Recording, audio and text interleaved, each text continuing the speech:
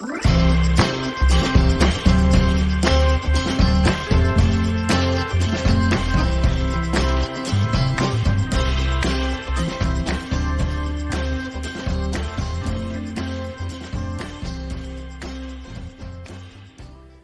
a todos y a todas, bienvenidos a un nuevo vídeo. En este caso vamos a ir con uno de esos vídeos que os gustan tanto, en el que intento aglutinar, resumir de manera bastante concisa un tema. En este caso vamos con el tema 3, que trata, como su propio nombre indica, sobre la diversidad de la materia. Es decir, vamos a intentar con algún concepto físico, algún concepto químico, intentar clasificar un poco la materia, entender un poco por qué la materia es como es y por qué tiene las formas que tiene. Entonces, el primer apartado de este tema lo vamos a dedicar a esa clasificación de la materia. Como ya hemos visto, vamos a poder clasificar la materia según dos tipos de propiedades. Una va a ser según su aspecto, según su uniformidad en ese aspecto, y la otra según su composición. Así que según su aspecto vamos a poder tener por un lado materia heterogénea y por otro lado materia homogénea. Vamos a ver qué es cada una de estas dos clasificaciones. Entonces, la materia heterogénea a simples rangos es aquella en la que podemos distinguir sus componentes a simple vista o con el microscopio óptico, y su composición y sus propiedades varían de unos puntos a otros. Es decir, a grandes rasgos, aquella que podemos distinguir a simple vista, como por ejemplo la que os pongo ahí, el agua y el aceite. El agua y el aceite se distinguen los componentes a simple vista y encima tienen distintas propiedades en un punto o en otro. Si coges un poco de agua, tendrá propiedades de agua, pero si coges un cachito de aceite, tendrá propiedades del aceite.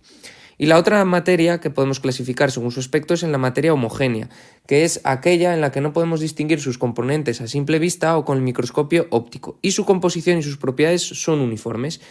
A grandes rasgos no podemos distinguir. Un ejemplo claro es cualquier elemento de la tabla periódica, por ejemplo el oro.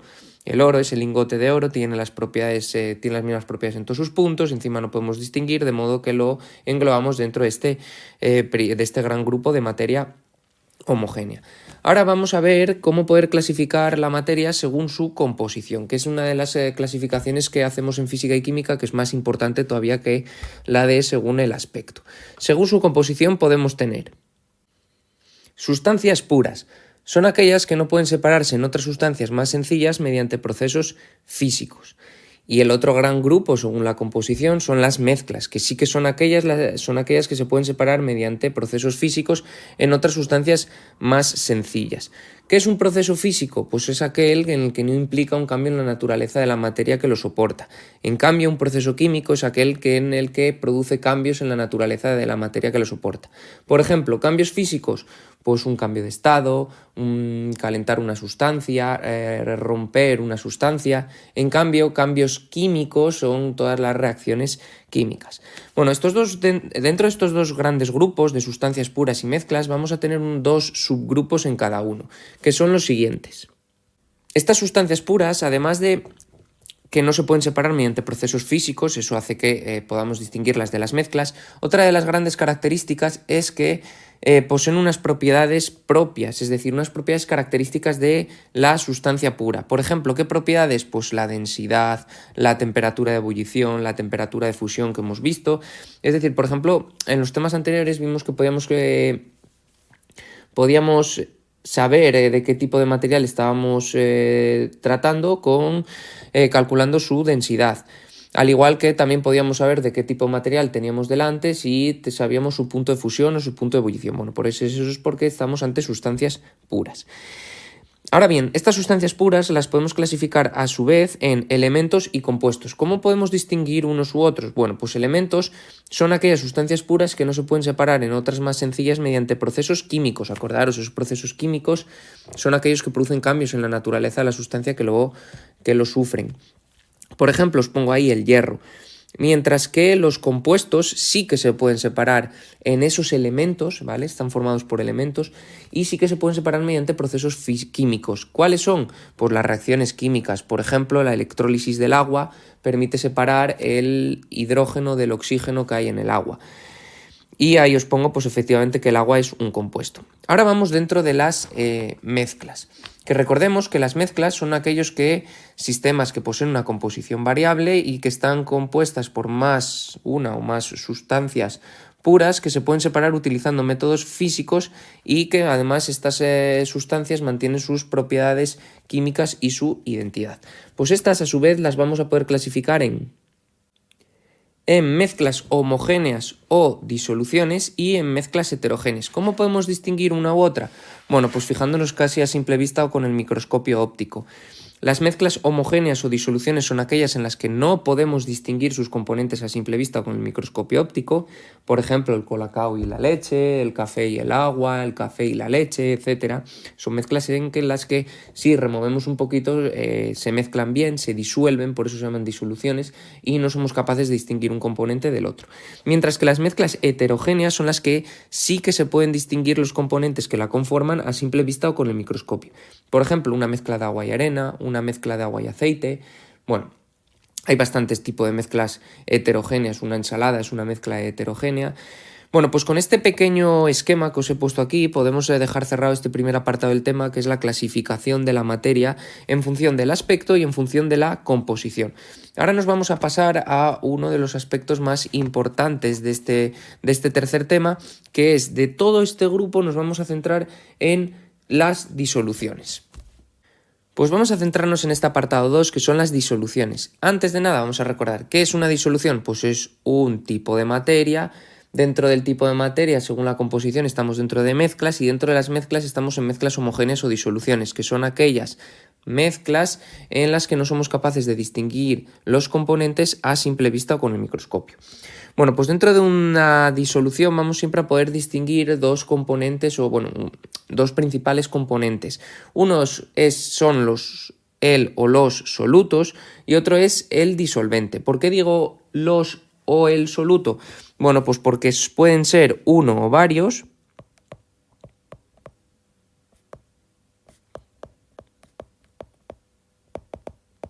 ¿Y cuáles son los solutos? Pues son los componentes minoritarios. Por ejemplo, si echo una cucharada de azúcar en el agua y la disuelvo, el soluto será el azúcar. Pero, por ejemplo, cuando quiero hacer una masa de bizcocho, que ahí lleva varios ingredientes, pues tendremos varios tipos de soluto. Luego tenemos el disolvente. Os pongo que es uno solo.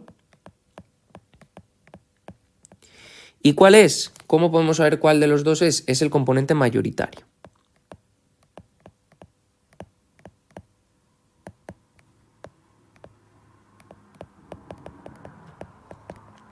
Y esto es muy importante. Aunque parece obvio, si mezclamos un soluto o varios solutos con disolvente, lo que obtenemos es la disolución. Esto es la suma del soluto o solutos más disolvente. Por ejemplo, en el caso de mezclar agua y azúcar, pues será la suma del agua y del azúcar que eche. En el caso del bizcocho, ¿cuál será la disolución? La masa de bizcocho que obtenga, etc. Y ahora bien, una de las propiedades más importantes de la disolución es lo que nosotros llamamos la concentración. ¿Qué es la concentración de una disolución? Pues es una forma numérica de expresar qué relación hay entre la cantidad de soluto y una cierta cantidad de disolución. Es decir, y os voy a subrayar las palabras importantes, relación entre cantidad de soluto y cantidad de disolución. No con cantidad de disolvente, es decir, cuánto de esto que estoy subrayando hay en cuánto de esto. ¿Hay una única manera de expresar la concentración? No. Vamos a ver que tenemos tres formas de expresar la concentración de una disolución, pero todas ellas vienen a expresar lo mismo, qué cantidad de soluto hay en una cierta cantidad de disolución. Vamos a ver estas tres formas. Estas tres formas de expresar la concentración son el porcentaje en masa, el porcentaje en volumen y la concentración en gramos litro. Os voy a enseñar qué ecuación nos va a permitir obtener cada una de ellas, qué nos indica cada una de ellas y qué factor de conversión vamos a poder sacar de cada una de ellas. Las tres cosas son muy importantes, tanto saber cómo calcularlo como saber qué nos indica. Vamos con el porcentaje en masa. El porcentaje en masa se calcula como, se indica así, tanto por ciento en masa, la masa del soluto partido masa de la disolución y por 100. Lo del por 100 es para que nos dé un tanto por ciento. El resultado será un número que nunca va a ser más de un 100%, nunca puede ser más de un 100%, y hay que poner el tanto por ciento, porque no hay unidades. ¿Por qué no hay unidades? Porque estamos dividiendo masa y masa. Como tienen que ir en las mismas unidades, se nos anulan. Tan importante como esto es, ¿qué nos indica esto? Nos dice que tenemos ese cuadradito, lo que nos haya salido, gramos de soluto en 100 gramos de disolución. ¿Y qué factor de conversión vamos a poder asociar a esta concentración siempre? Pues un factor de conversión es una fracción en donde arriba y abajo tengamos lo mismo. Es lo mismo tener lo que hayamos obtenido de gramos de soluto que tener 100 gramos de disolución. Por ejemplo, un bizcocho que tenga un 10% de azúcar, tenemos 10 gramos de azúcar en 100 gramos de bizcocho y el factor de conversión sería 10, 10. 10 gramos de soluto por 10 gramos de azúcar por 100 gramos de disolución. Vamos con el porcentaje en volumen. El porcentaje en volumen es exactamente igual que el porcentaje en masa, pero con la magnitud del volumen. ¿Cuándo se utiliza este? Pues se utiliza sobre todo cuando mezclamos gases, líquidos. Entonces, ¿cómo lo vamos a calcular? Se expresa el porcentaje en volumen como volumen del soluto partido volumen de la disolución por 100. ¿Qué resultado nos va a dar? Igual, un numerito y un tanto por ciento. No tiene unidades porque dividimos volumen entre volumen. ¿Qué nos indica el tanto por ciento en volumen? Pues que tenemos eso que hayamos obtenido, mililitros de soluto, en 100 mililitros de disolución. ¿Y qué factor de conversión asocio a esta forma de expresar la concentración? Exactamente igual. Lo que hayamos obtenido, mililitros de soluto por cada 100 mililitros de disolución. Por ejemplo, un caldo que tenga un 10% de pollo, pues podemos decir que tenemos 10 mililitros de pollo en cada 100 mililitros de caldo y el factor de conversión sería 10 mililitros de pollo partido de 100 mililitros de caldo. Y por último tenemos la concentración en gramos litro, que es un poquito distinta a las otras dos, pero que no deja de expresar lo mismo, qué cantidad de soluto y una cierta cantidad de disolución. ¿Cómo se calcula la concentración en gramos litro? Pues en este caso, masa del soluto en gramos, ya marcamos que tienen que ser en gramos, partido por el volumen de la disolución en litros. Y esto nos va a dar un número y sí que tiene unidades, porque estamos dividiendo gramos entre litros. Aquí quiero destacaros que, a diferencia de las anteriores, en la mayoría de los problemas que vamos a tratar, por ejemplo, si mezclamos, imaginaros, azúcar y agua, vamos a suponer que echar una cucharada de azúcar en un vaso de agua no va a subir el volumen, ¿vale? Eso hay que tenerlo en cuenta, pero bueno, aunque no nos lo diga los problemas, se suele suponer. ¿Qué nos indica esta concentración en gramos litro? Pues que tenemos lo que hayamos obtenido, gramos de soluto, en cada, y ahora, litro de disolución. ¿Y qué factor de conversión puedo asociar a esta forma de expresar la concentración? Pues los gramos de soluto que hay por cada litro de disolución. Como veis, tanto estas tres partes en las que he dividido cada una de las formas de expresar la concentración se obtienen todas de la primera. Masa de soluto partido masa de disolución por 100. Bueno, pues es cuántos gramos de soluto hay en 100 gramos de disolución. Lo mismo con el volumen. Y la última, gramos de soluto partido por litro de disolución. Pues cuántos gramos de soluto hay en un litro de disolución. Ahora vamos a entrar, os voy a dar dos pautas muy sencillas de cómo afrontar los problemas que podemos encontrarnos de disoluciones. Más o menos lo podemos clasificar en esos tres tipos que os he puesto ahí. Tipo 1, problemas sencillos en los que nos dan unos serie de datos y nos piden calcular la concentración en cualquiera de las tres formas que hemos visto. ¿Cómo actuamos en este caso? Bueno, sacamos los datos como en todos los problemas y luego es aplicar las ecuaciones. Esas ecuaciones que acabamos de ver. Y aplicarlas directamente. Aquí, claro, diferenciar siempre entre soluto, el soluto que nos piden. Imaginaros que en un caldo de pollo que tiene unos cuantos ingredientes nos piden ¿qué tanto por ciento de cebolla hay? Pues en masa del soluto arriba pondremos la masa de la cebolla, o bueno, en el volumen de cebolla. Si en cambio de la cebolla nos lo piden de zanahoria, pues pondremos el volumen de zanahoria. Es decir, siempre en la ecuación arriba va aquel producto, aquel tipo de materia que nos piden la concentración. Y abajo siempre la disolución. ¿Qué es la disolución? Suma de todos los materiales, incluidos aquel que nos piden calcular la concentración. Es decir, en un caldo de pollo, si nos piden el tanto por ciento en cebolla, arriba pondríamos el volumen de la cebolla y abajo la suma de todo, incluido el volumen de la propia cebolla.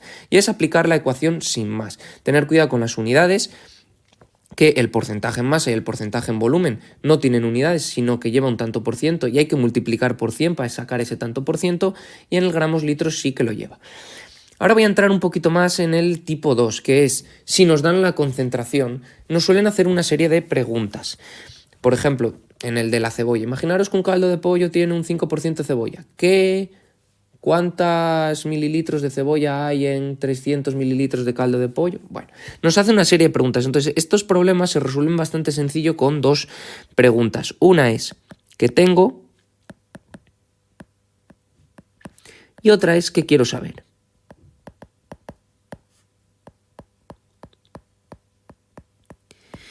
¿Qué tengo? ¿Dónde puedo saber lo que tengo? En los datos del problema.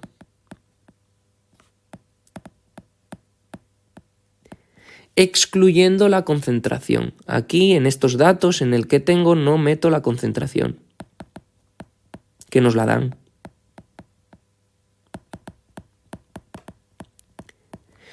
¿En qué quiero saber dónde lo puedo encontrar? En lo que nos pregunte el problema.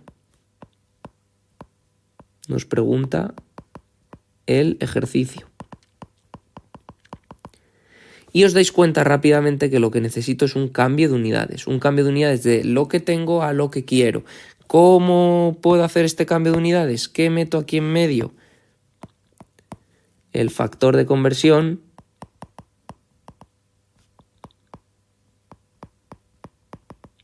asociado a la concentración.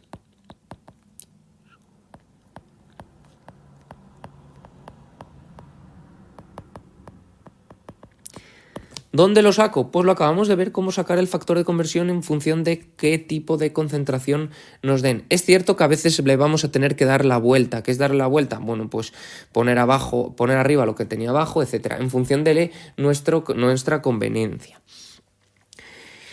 Y por último tenemos el tipo 3, que el tipo 3 es que nos piden primero calcular la concentración y luego nos hacen las preguntas. ¿Cómo actúa en este caso? Pues primero hago el tipo 1 y luego hago el tipo 2.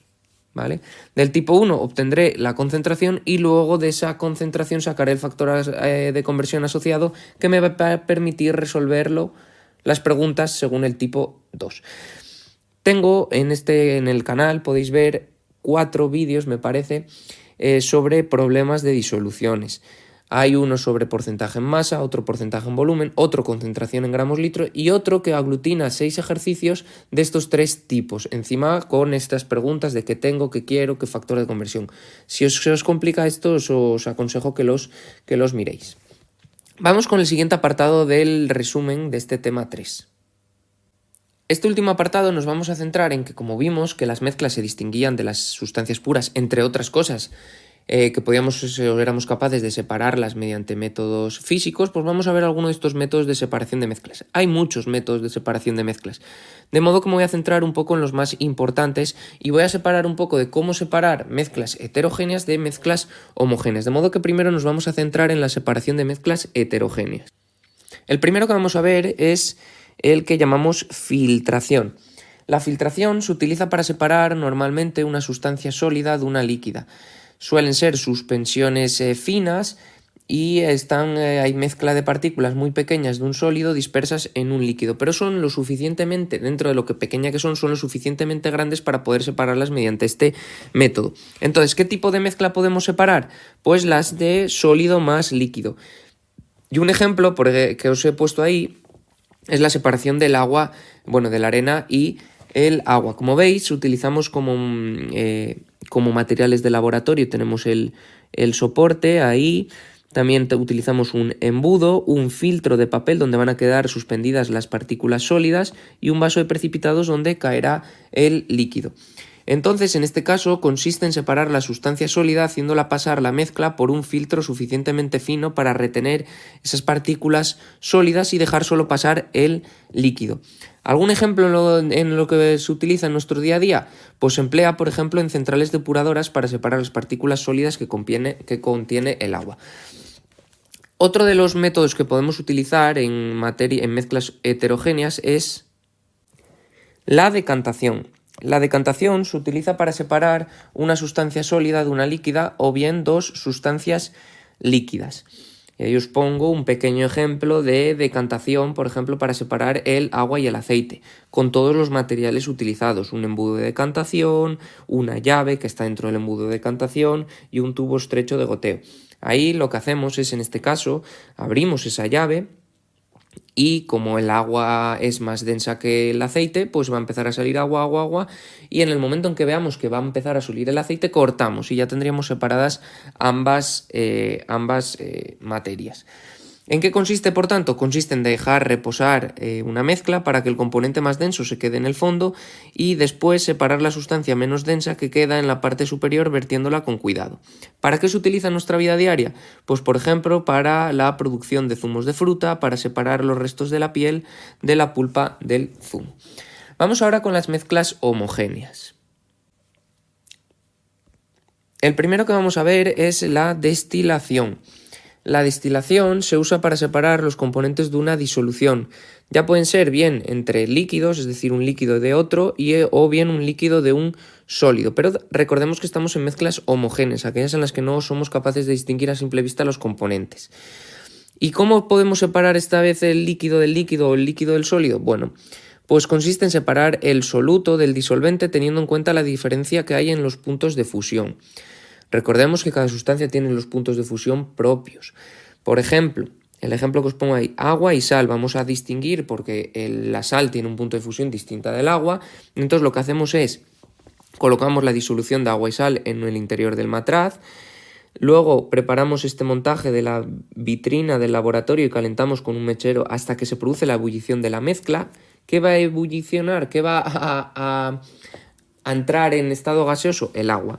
En el tubo de refrigeración lo que vamos a hacer es condensar ese vapor de agua que se ha obtenido cuando se produce la ebullición del agua y finalmente recogemos el agua en el vaso de precipitados. ¿Y qué nos queda en el primero? En el primer matraz nos quedará únicamente la sal.